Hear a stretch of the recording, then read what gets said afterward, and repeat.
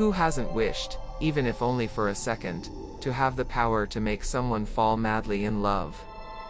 The truth is, unrequited love can turn into an insatiable craving, almost an obsession. And it's at that point that many, driven by passion and an uncontrollable desire to be loved, take risks they should have never taken. But what if that power really existed? What if a love spell could give you everything your heart begs for, even if it cost you your soul? In this dark and seductive tale, we'll dive deep into the shadows of witchcraft, not the cartoonish kind with cauldrons and pointy hats, but the real, ancient magic, wrapped in binding rituals, dark entities, and supernatural consequences. A single old book, hidden beneath the dust of a forgotten library, can open doors no one should ever dare to cross. And once they're open, there's no way back. You're about to hear the story of an ordinary woman, who, overwhelmed by her desperate desire to win over Nicholas, gave in to a forbidden power. A love spell seemed harmless, almost romantic, but it quickly revealed itself as a dangerous pact. What began with flowers and sweet promises soon became whispers from the other side, obsessive longing, an invisible presence, and a physical transformation no science could explain. Get ready to dive into intense emotions, hidden sacrifices, and the illusion of control. Because when it comes to magic, nothing comes for free. Every charm has its price, every passion its curse. Maybe, just maybe, you'll even see yourself in this story and think twice before wishing for something with too much force. So, are you ready to open this book with me? That cloudy afternoon already hinted that it wouldn't be an ordinary day. I was on my way to visit Darila, my childhood friend, who had inherited her grandmother's old house, a woman known for her esoteric practices. The place, perched on top of a hill and isolated from the world, had a cinematic feel to it, the kind of setting that makes you wonder if you've just stepped into the first scene of a twisted story. As soon as I stepped inside, a chill ran down my spine. It wasn't the cold, it felt like an invisible presence had just brushed against me. Darila, all smiles, proudly gave me a tour of the house, pointing out inherited items, stained mirrors, worn-out statues, and dusty bottles filled with strange liquids. It was all so eerie and absolutely fascinating. Between sips of hot tea and laughter, she mentioned a certain library room that had always been locked, almost like it held a long-kept family secret. That set my curiosity on fire, and you know how it is when something's off limits, our minds create 1,000 theories. According to her, the key had been missing for years. Later that afternoon, while Darila had dozed off on the couch with a book in her lap, I felt something pulling me, a strange urge guiding me upstairs. The hallways, dim even with the lights on, felt alive like the paintings were watching. I passed a half-open door, and there it was, the forgotten library. Furniture draped in white sheets, stacks of books untouched for decades, and a strange scent in the air, something sweet, but rotting. Without knowing why, I began to scan the shelves. And then I saw it, an old leather-bound book with dark symbols that shimmered when the light hit them. No title, just a rusted clasp that gave way at the slightest touch. As soon as I opened it, something shifted in the room. The curtains stirred, though no window was open. The ticking of the clock vanished, swallowed by a deep silence. I should have stopped then and there. But curiosity, that damned, restless thing. It kept me going. The pages were filled with spells, written in languages I could barely recognize. But scribbled along the margins were rough translations, as if someone, maybe Dariela's grandmother, had spent years decoding its contents. Between rituals for purification and summoning, one section jumped out at me, binding ritual passion and will sealed by the link of desire. The title pulsed in dark red, like dried blood. And that's when I found myself thinking of Nicholas. You have to understand, I wasn't looking for a love spell. But something about that book was calling to me, whispering promises that stirred my deepest, most hidden desires. I pictured Nicholas's absent smile, his distant eyes, and I wished, harder than I should have, for him to notice me. To want me. To not be able to live without me. The house seemed to hear. The entire library felt alive.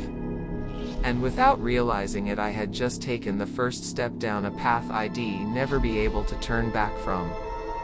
That night, even though my body was tired, sleep wouldn't come.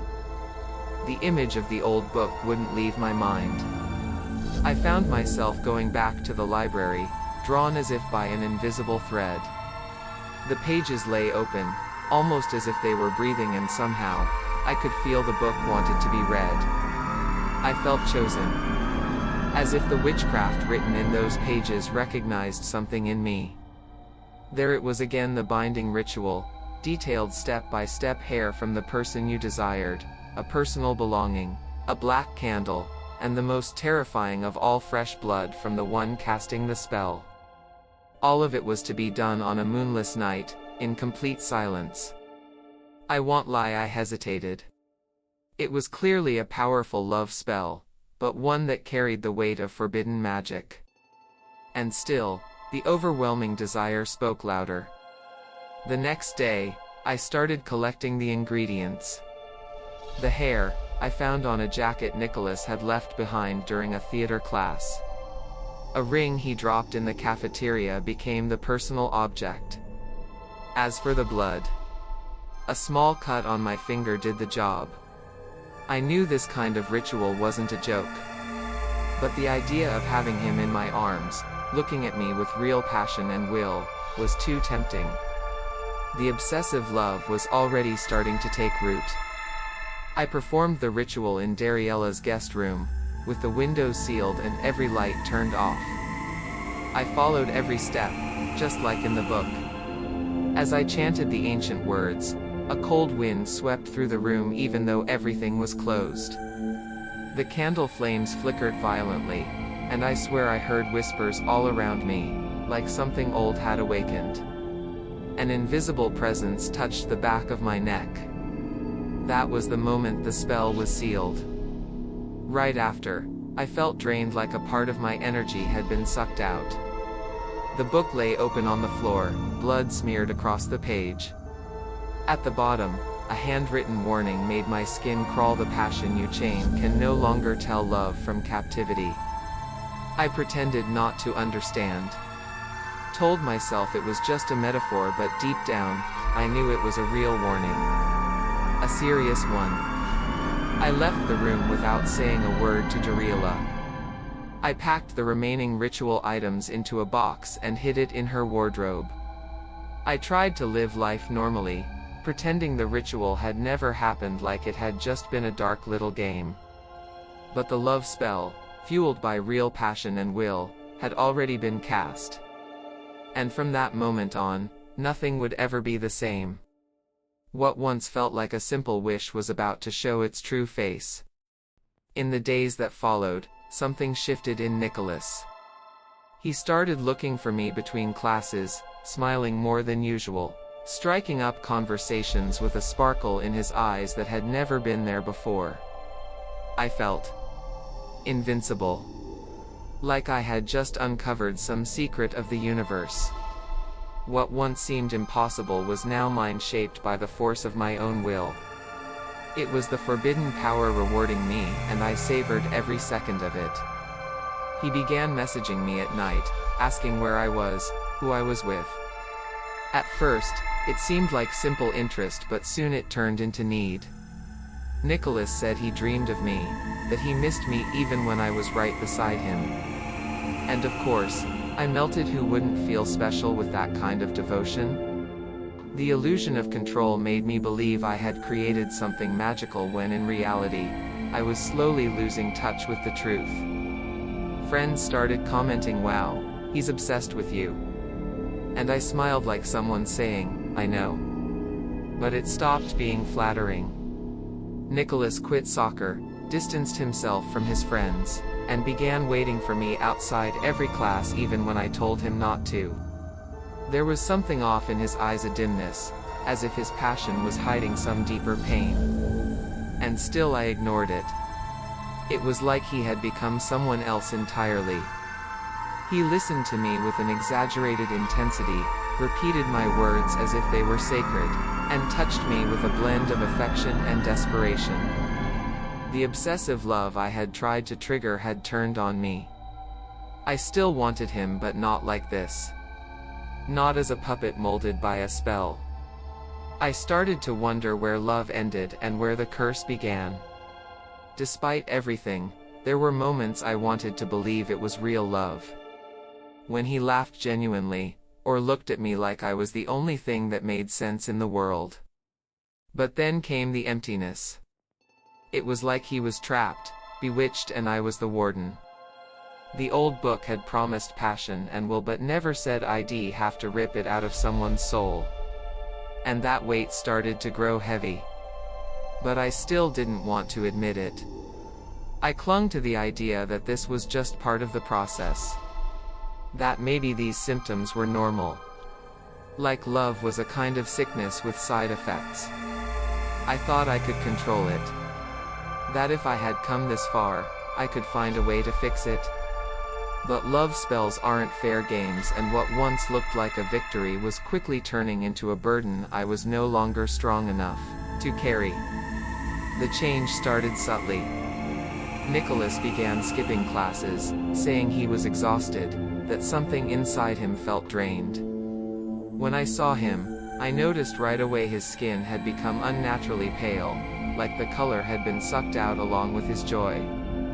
His eyes, once full of light, were now sunken, framed by dark circles that revealed sleepless nights. He looked like someone being slowly consumed, and I knew exactly why. He started complaining about chills, even on warm days. He said he felt an invisible presence whenever he was alone, like something was watching him. The first time he told me, I laughed it off. Maybe it's just too much love, I said. But there was no humor in his eyes. He was truly afraid. The love spell seemed to have opened doors far beyond what I had understood, and something dark had come through. Nicholas stopped eating properly, slept poorly, and talked about strange dreams filled with shadows and whispers. One day, he told me he dreamed of me trapped inside a circle of fire, crying. Another night, he said a vengeful spirit had scratched him whenever he tried to run from me, even in his sleep. And the most disturbing part? He didn't blame the spell because he didn't know about it. He blamed me for being too deep inside his head. And he was right. Slowly, he began avoiding mirrors, said his reflection looked back at him with hatred. I could see a physical transformation in him that wasn't natural. His body was thinner, his skin nearly translucent. At times, it seemed like he didn't even breathe. It was as if something inside him had cracked, surrendered. The spell, which was supposed to bring passion and will, was now creating fear and guilt. And that guilt was all mine. I tried to help him get better. Took him to doctors, psychologists, even friends. Nothing worked. The diagnosis? Exhaustion. Depression. But none of it explained the constant flies in his clean apartment or the blackouts. Once, he told me he woke up outside, drenched, with no memory of how he got there. That's when I began to realize something much bigger was in motion. Something the old book had never warned me about. The love spell I had cast was corroding his soul. And it wasn't just him, I started to feel it too. Headaches, voices in my dreams, mirror reflections that didn't move when I did. The forbidden power I had summoned was pulling us both under. What began as obsessive love had turned into a full-blown curse. And even though I could see the consequences building, I still hesitated to act. A part of me still believed I could fix it. But supernatural consequences don't wait for you to be ready. The manifestations began subtly: noises in the middle of the night, footsteps in empty hallways, whispers that seemed to come from inside the walls. I thought my mind was playing tricks on me. But when I saw a shadow crawling across the ceiling of Nicholas' room while he slept, I realized it wasn't just my imagination. Dariella's house, which once felt merely eccentric, now felt alive. And deeply angry. One night, the book fell from the shelf where I had hidden it. It opened right to the binding ritual page. The letters looked darker, as if redrawn in fresh charcoal. And then, something new appeared, a line that hadn't been there before: the energy that is taken must be returned, or it will take shape of its own. That was the first time I thought about burning everything. But something, that same invisible presence, froze me in place. I started noticing distorted reflections in the mirrors. Sometimes, my reflection smiled when I wasn't smiling. Other times, it disappeared entirely. Once, I saw a shadowy figure standing behind me, but when I turned around, no one was there. It was as if the spell had torn open a crack between worlds and something had slipped through. That dark entity was now roaming my life, growing stronger each night. And the invisible presence became more and more real. It was on a moonless night that I finally decided to act. I gathered everything I had used in the ritual: the ring, the hair, the melted candle, and the torn page from the book. I lit a makeshift fire in the backyard and tossed it all into the flames, hoping the fire would purify it all. But as the flames devoured the items, I heard screams, not out loud, but inside my head. As if the thing I was trying to destroy was writhing in agony and fury. The next morning, Nicholas showed up with scratches on his arms, like claw marks. He said he had dreamed he was being dragged into a dark forest, where someone or something laughed and called out my name. He looked at me with a mixture of fear and devotion. And it broke me. I knew the spell was still active. That the entity tied to that forbidden power hadn't been banished, only provoked. And now it wanted something in return. I went back to the book, desperate, and found a new warning written in ink that looked alive. The bond was sealed in blood. Only blood can break it. My heart dropped. It was the hidden sacrifice. I had stolen love by force, and now the spell was collecting its debt. This wasn't about romance anymore. It was about survival. And, more importantly, redemption. But was there still time for that? It didn't take long before Nicholas was hospitalized. His condition deteriorated quickly: fevers with no cause, constant fainting, hallucinations. The doctors were baffled. It was as if his body was fighting something invisible. I visited him every day, but he barely spoke. He would just look at me like he knew. Like he understood this was all my fault, even though he had never heard a word about the ritual. In his hospital room, the air felt heavier. The lights would flicker whenever I walked in. He began saying he saw shadows at the door, that a vengeful spirit whispered his name, begging him to run from me. One nurse even asked me to stop visiting, said he got worse when I was around. That's when I understood the bond created by the love spell was no longer between us. It was between him and the entity. That last night, I had a dream of fire. A burning circle surrounded me, and in the center, Nicholas was screaming. Behind him, a figure made entirely of shadow watched us, its eyes glowing like embers. I woke up drenched in sweat. And that same night, the phone rang. Nicholas was dead. No explanation. No clear cause. The doctors said his heart had simply stopped, like he had chosen to give up. I tried to convince myself it was just coincidence. That things like this happen. That maybe he had been sick all along. But deep down I knew. The spell had collected its price. The passion I had stolen became a curse. And me? I was marked. Since then, Not a single night has passed without feeling that invisible presence. It watches me, breathes behind me, and sometimes it whispers, calls me by name. It doesn't matter where I go. Whenever I glance out of the corner of my eye, I see its silhouette. When I'm alone, I hear footsteps. My dreams are flooded with visions of the ritual. I've tried to burn the book, but it always comes back. I've found it under the bed, in closets, even in the car. As if it's mocking me. As if it wants me to try again. But now I know the spell never truly ends. It only changes form. That's why I'm telling this story. As a warning. A message to anyone tempted to play with forbidden power. Love, when forced, becomes a prison. Extreme desire can cost more than just your heart, it can cost your soul.